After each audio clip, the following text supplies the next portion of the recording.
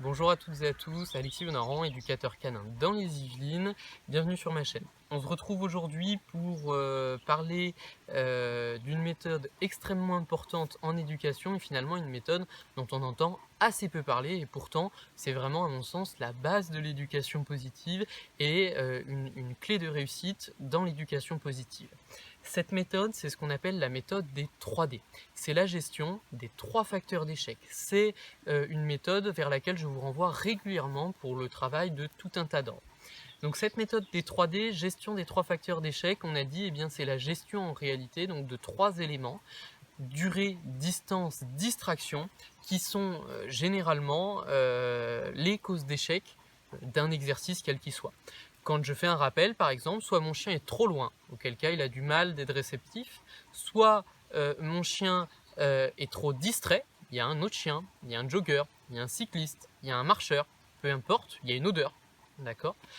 Soit il y a trop de durée dans mon exercice, ça fait 20 fois, 15 fois, peu importe que je rappelle mon chien en a ras-le-bol, au bout d'un moment il décroche.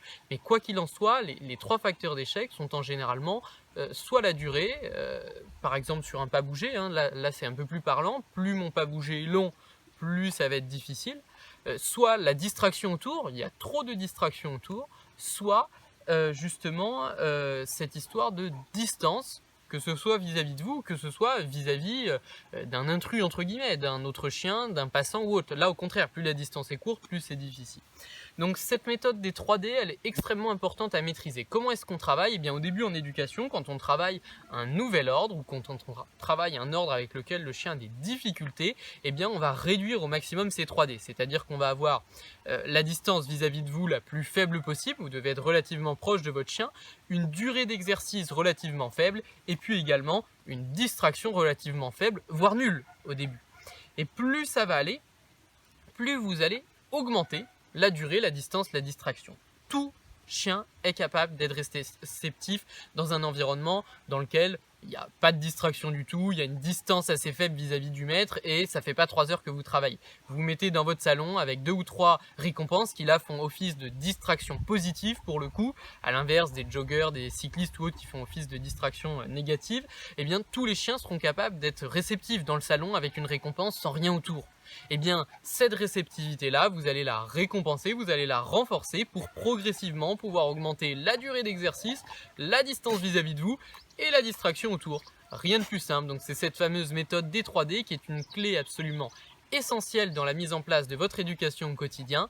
Je vous invite à travailler votre pas bouger sous cette forme-là, mais aussi vos exercices de rappel, vos exercices de blocage, vos exercices de marche au pied, peu importe, tous les exercices se travaillent avec ces fameux 3D. Comme je dis souvent aux gens, si votre chien rate, c'est que vous avez mal géré vos 3D, vous n'avez pas été assez progressif. On reprend à un niveau que le chien est capable de maîtriser, donc avec des exercices plus simples, et on réaugmente progressivement jusqu'au niveau souhaité.